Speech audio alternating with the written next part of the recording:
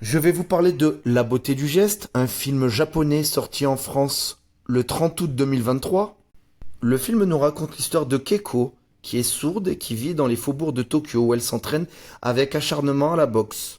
Le film commence au début de son deuxième combat professionnel. Le film est tiré d'une histoire vraie. J'ai trouvé que c'était un film vraiment magnifique. D'abord, les thèmes principaux sont vraiment traités avec énormément d'intelligence. On voit bien comment Keiko vit avec son handicap et on n'est jamais dans la caricature. C'est super bien écrit et ça sonne vraiment très juste. Tout le film aussi, on est dans les salles de boxe et pareil, c'est ultra réaliste.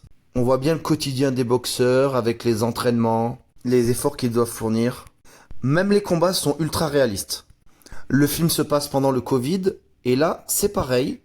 On voit bien les changements dans la vie de tous les jours avec le virus.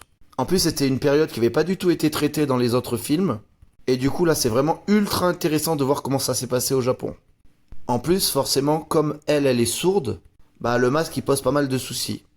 Il y a un travail qui est fait sur le son aussi dans le film. Il n'y a pas de musique. Et du coup, vraiment, on entend un petit peu avec beaucoup de résonance chacun des bruits. Et ça nous permet vraiment de mettre mieux en valeur les difficultés que pose la surdité de l'actrice. Justement, les acteurs sont fantastiques, et notamment l'actrice principale qui est vraiment extraordinaire. Elle arrive vraiment à transmettre ses émotions, et elle est d'une justesse épatante. Je trouve qu'il y a une poésie qui se dégage de ce film. Tout est beau, ça m'a vraiment transporté. Et même si c'est un film quand même qui est assez lent, on s'ennuie vraiment jamais.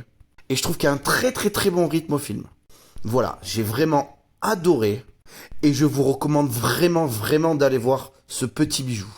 Pour ce film, je mettrai la note de 9 sur 10.